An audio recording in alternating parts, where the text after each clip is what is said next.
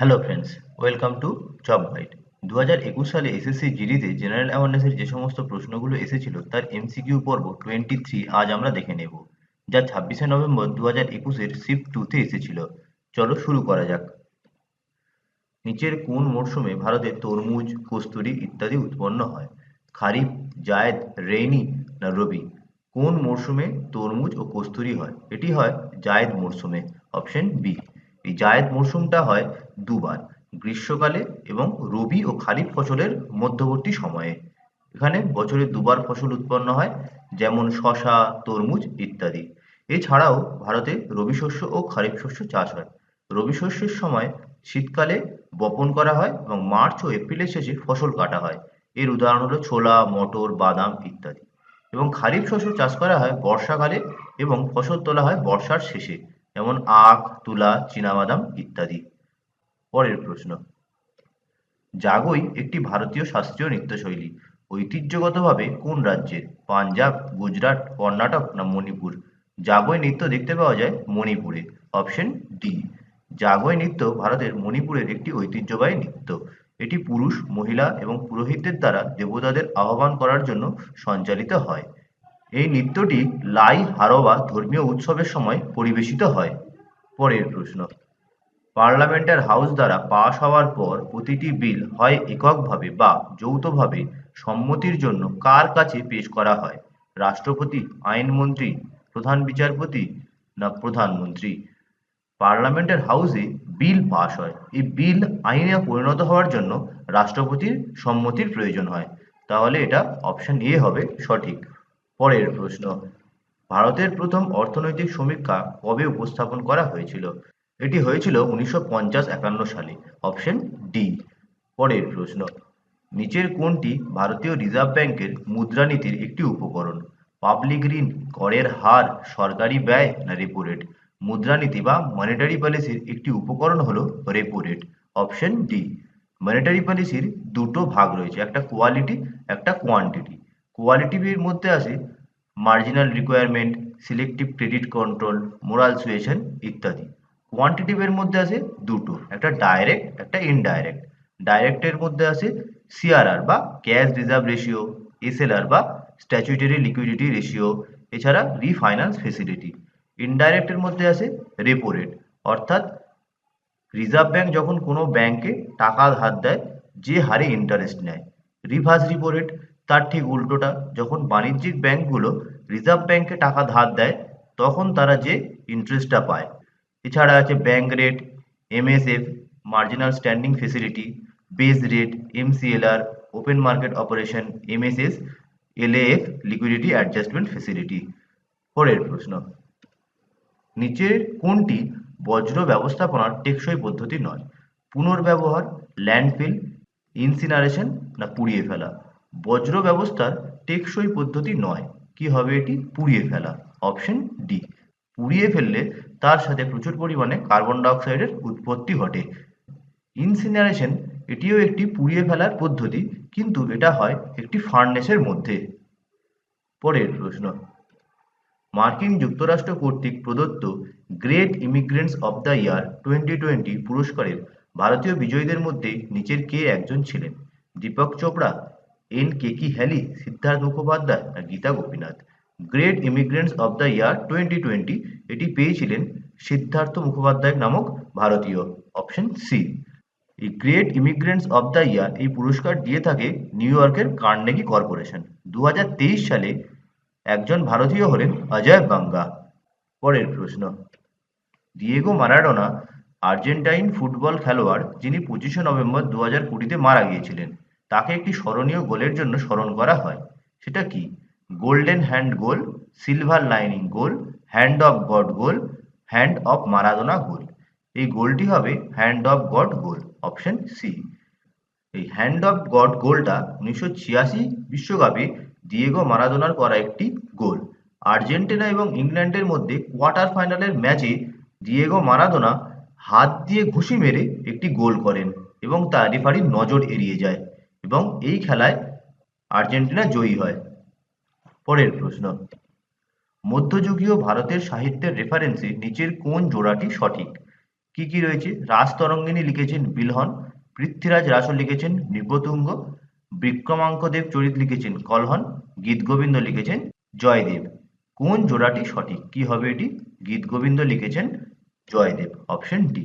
রাজতরঙ্গিনী লিখেছেন কলহন, পৃথ্বীরাজ রাসো লিখেছেন চাঁদ বরদই, বিক্রমাঙ্ক দেব চরিত লিখেছেন পণ্ডিত বিলহন এবং গীতগোবিন্দ লিখেছেন জয়দেব।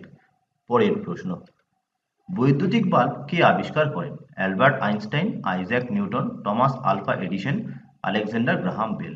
বৈদ্যুতিক বাল্ব তৈরি করেছিলেন টমাস আলভা এডিসন 1879 সালে।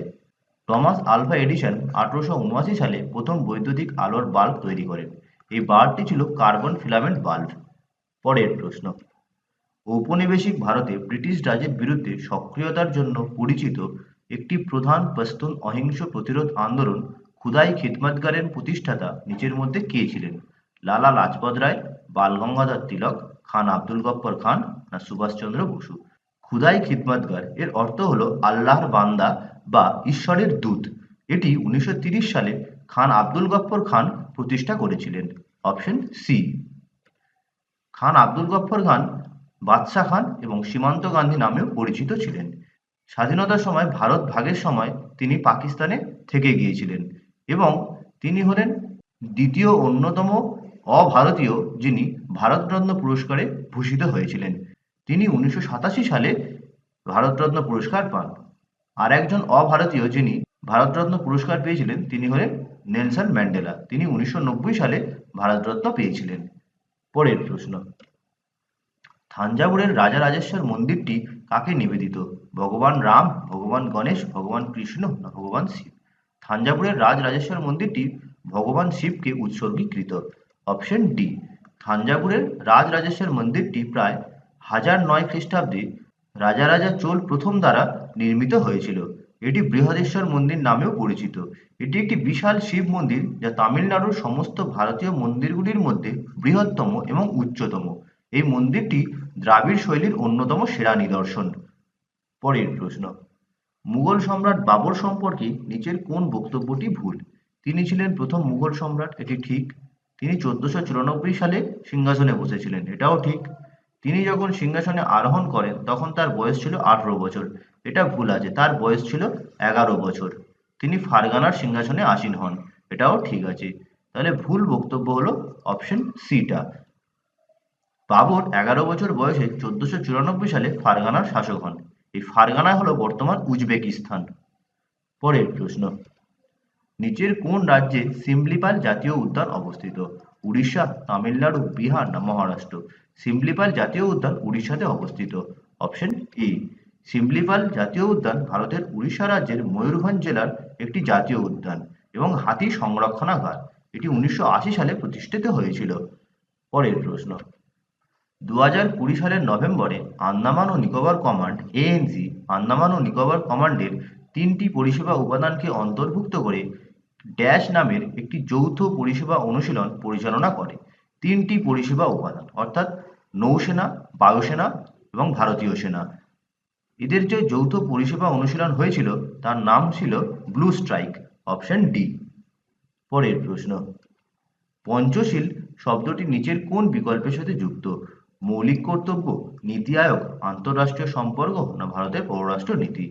পঞ্চশীল এটি আন্তঃরাষ্ট্রীয় সম্পর্কের সাথে যুক্ত, অপশন সি। পঞ্চশীল হল চীনের তিব্বত অঞ্চল ও ভারতের মধ্যে একটি বাণিজ্য ও আন্তঃরাষ্ট্রীয় চুক্তি। চুক্তিটি 19 এপ্রিল 1954 বেজিংয়ের উপ পররাষ্ট্রপতি চ্যাং হানফু এবং ভারতীয় রাষ্ট্রদূত এন রাঘবনের দ্বারা স্বাক্ষরিত হয়েছিল।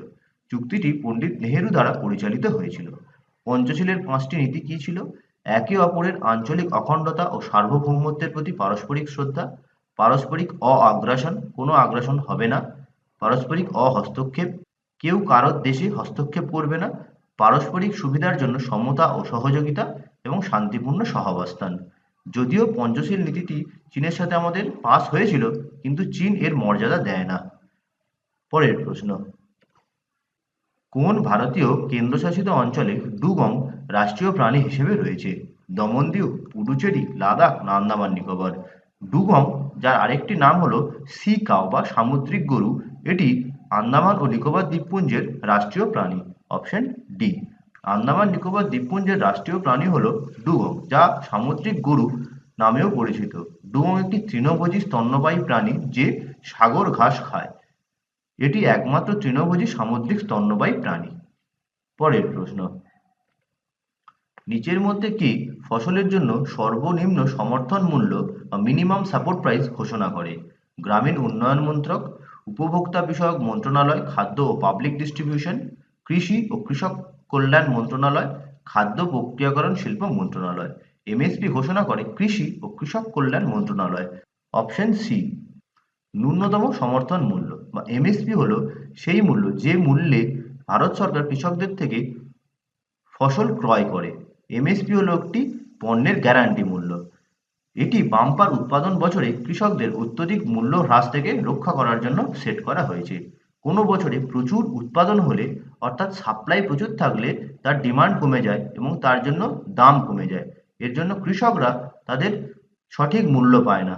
এর হাত থেকে রক্ষা করার জন্য সরকার মিনিমাম সাপোর্ট প্রাইস পলিসি এনেছে।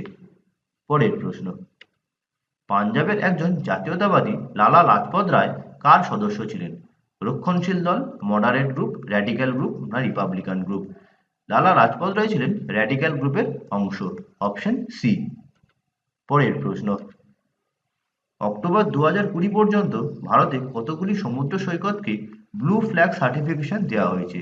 7টি, 8টি, 9টি না 6টি?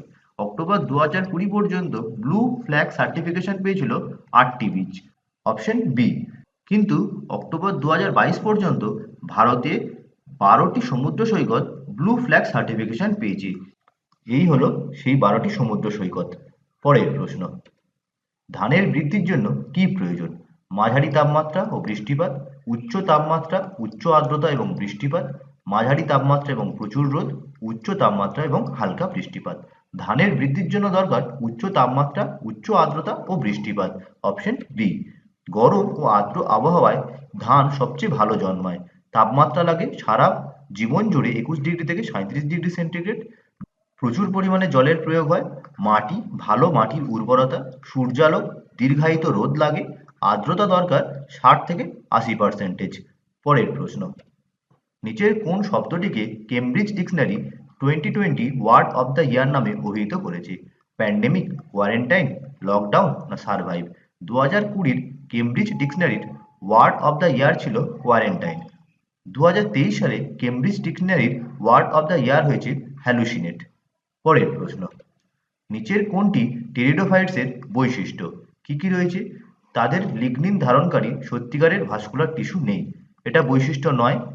তাদের জীবনচক্র গ্যামেটোফাইট পর্যায়ে আধিপত্যশীল, এটাও ভুল।